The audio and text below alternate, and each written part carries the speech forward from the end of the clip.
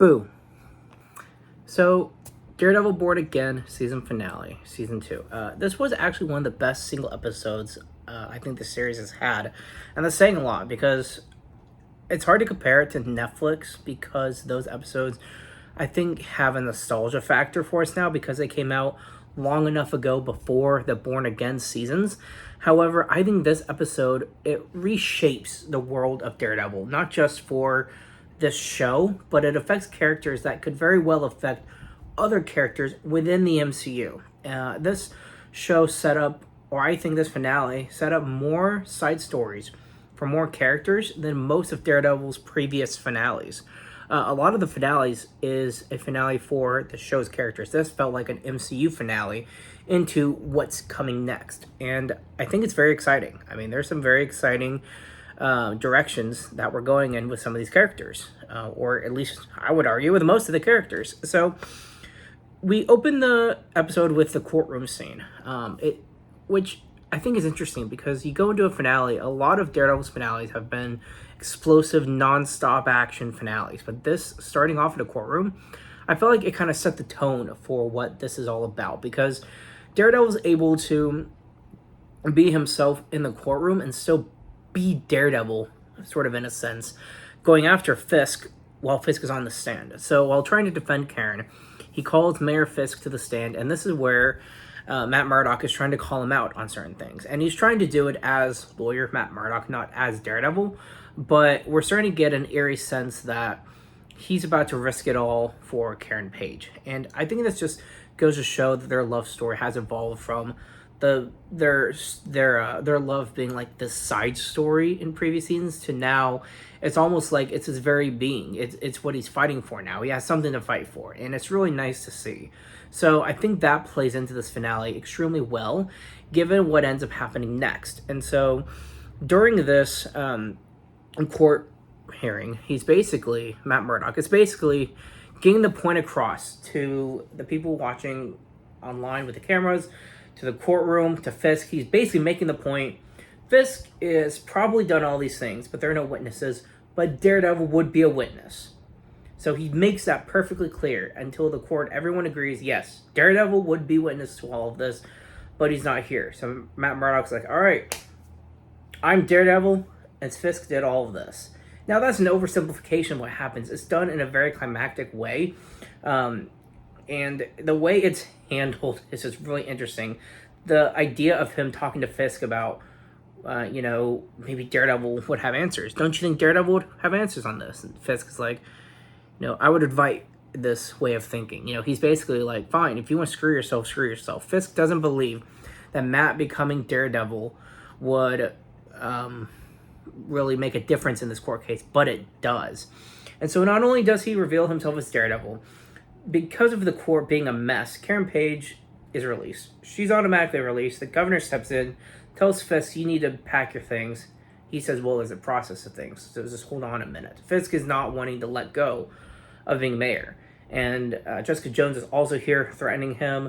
There's a lot of threats going on. And right before this court scene, we have this fake bullseye with the anti-vigilante task force set up as a sniper, presumably to take a shot at either Karen or Daredevil or maybe all of them. But the real bullseye catches up, kills the anti-vigilante task force. It's a mouthful to say the name every time. And kills the fake bullseye too. And bullseye just sort of has this sort of sigh, or not sigh, like this smirk on his face when he sees the fake bullseye. I think it's supposed to be a nod to when he wore Daredevil's suit, because that is a storyline that, although I thought it would bother me at first, I actually became really engrossed with that storyline. But as we skip over that, because of the fight between Bullseye v. Bullseye lasts like 10 seconds, because Bullseye is obviously the extremely much better fighter. As this courtroom scene sort of ends, they're basically telling Daredevil, don't leave. Everything's still trying to settle from all of the revelations of the courtroom. That Fisk is now basically wanted for his crimes, and Daredevil has been unmasked, and Karen Page is now released. The anti-vigilante task force don't know what to do, and as they're trying to leave the building, you see they contact Bullseye. It's like, hey, take him out, and you hear wrong Bullseye. Bullseye takes a shot at Kingpin, but Buck gets in the way. And so now they've lost their backup, heroes and villains, vigilantes, court people. Everyone's trapped inside this courtroom. And what's really interesting is we get 2 back-to-back scenes. Fisk puts on this interview saying, we're under attack. He's basically calling upon the city, everyone, help me, let's fight Daredevil. And BB reveals herself from the BB report, that she's the one that's been mocking Kingpin, and she says, yes, we're under attack by Fisk, let's bring him freaking down. And so the city sort of turns on Fisk at this point, and Fisk knows this. Buck is not dead, but he's injured, and although we're not seeing him bleed out, he's down for the count. He's not going to be doing any more fighting, presumably, in this episode. And even when all these people putting on Daredevil masks and Daredevil getup go to the courthouse, the anti-vigilante task force, some of them start to realize, yeah, this is wrong, and let them in. So now we have this all-out war. Jessica Jones and Daredevil go to fight the task force. They leave their room where they're hiding with the governor and with Karen Page. They're trying to keep some of the people protected. And Fisk we see him just unraveling. He finally yells because he's been in this room. His team is keeping him safe. And they want him to take this deal, basically saying, leave the city. This is going to be a long process, and he probably has connections, and you probably get out anyway. So the deal is, Fisk, leave. Just go. Just leave New York City. He doesn't want to take the deal. And so he finally leaves the room. He's shouting at his team, open the door. And that's when he shouts, boo. He throws the first punch, and he attacks civilians, which is very interesting because not only is this a hallway fight, which Marvel and Star Wars are both kind of known for having hallway fights, it looks good, it's interesting, it's bloody, it's gory, and it's violent, but it's also a first for Kingpin. We've never seen him attack civilians publicly and openly the way he does in this finale, and it's sort of a first. So as we have Jessica Jones and Daredevil off to the side as sort of this, it keeps going back and forth between these two characters, seeing the heroes fight the task force, Kingpin fighting people. It comes to this big climactic finale where they're all in this large room where Daredevil finally sees for himself Fisk killing these people. Daredevil unmasks. Of course, he's already done this publicly, but he does it in front of a bunch of people. I think sort of further solidifying the fact that he is a public vigilante now. And he basically tells Fisk, just take the deal. He's basically challenging the death of Vanessa and Foggy, saying, is all of this worth it? And Fisk reluctantly agrees. And you can tell it's breaking him. It's breaking Daredevil. They don't want this fight. Now, Kingpin's been set up to be the villain of the whole show. But in some dark, twisted way, Wilson Fisk loves New York. He wants what's best. But he doesn't know how to do that. And he picks the absolute worst way to go about it. But Matt Murdock believes that deep down, Fisk does want what's best for the city. And he's trying to convince Kingpin that him leaving is what's best for the city right now. So they agree, and they finally have their truce, and off they go. We see Fisk sort of in the end on the beach that Vanessa wanted to go to. He's finally gone.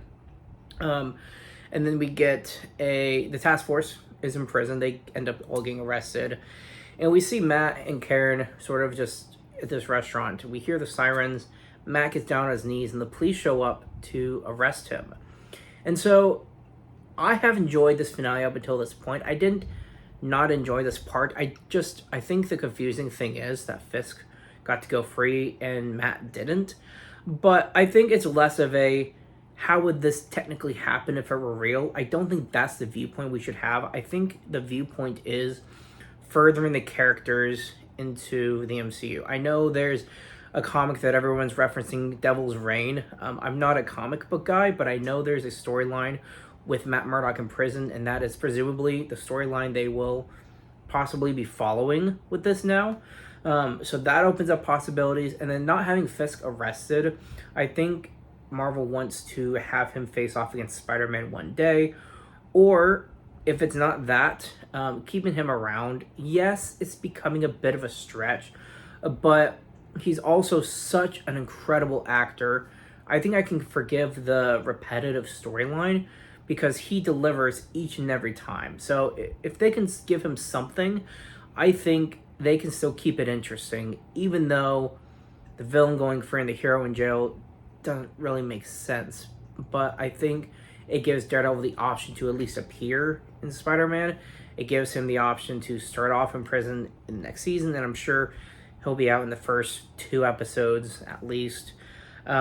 And then the other exciting thing for me, Mr. Charles has been an interesting character because he remains vague for this entire season, but in the end, we get a really cool scene with Jessica Jones where she's at her work with her daughter, and Luke Cage finally appears. So he is now in the show officially. He's now made his MCU debut, if you will.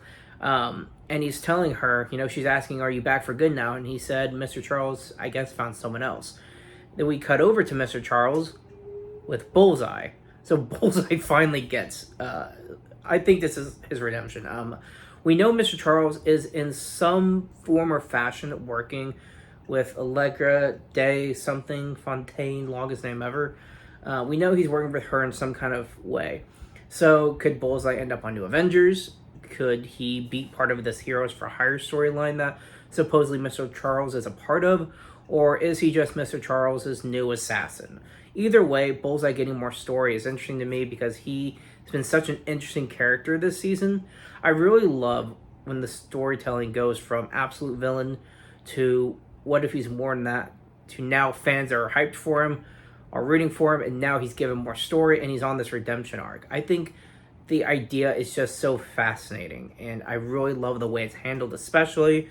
And even if you're not the biggest fan of his kind of character being headed down a redemption path, the way that this show has handled his fight scenes, it looks too damn good to scratch him and cut him out from the show entirely altogether. So the fact that he's still around is amazing, and I can't wait to see where Bullseye's story goes next. Fisk, I believe, is back for the next season, so we'll see what kind of storyline he has. Heather has now put on the mask of the Muse, so she, I guess, becomes Lady Muse now. So I don't know anything about that character's background or comic history, so I'm very interested to see where it's going at this point, who her target might be, or what her ideals are, taking on the persona of Muse. And then, of course, Matt Murdock is in a very interesting predicament now, being outed as a public vigilante, even though he did it himself. So the storylines are very interesting right now. I really hope that Jessica Jones is back again and Luke Cage gets more than one scene this time. I think him being back along with him, could be very interesting. And then we'll see if Iron Fist is given a second chance. I know there are a lot of people that prefer for him not to come back. There are some that I have heard believe he deserves a second chance. Could the directors of this show write him in a more interesting way than his character was perceived from before?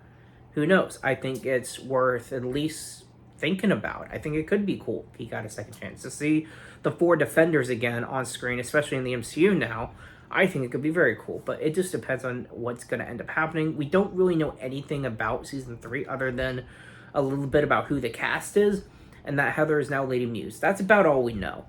So, thanks for watching my review. I absolutely love this finale. We have Punisher. The Punisher special is what's next. So, that's the next installment in this Daredevil verse, if you will. So, I'm excited to check it out. Thanks for watching my review. Keep it dicking, guys.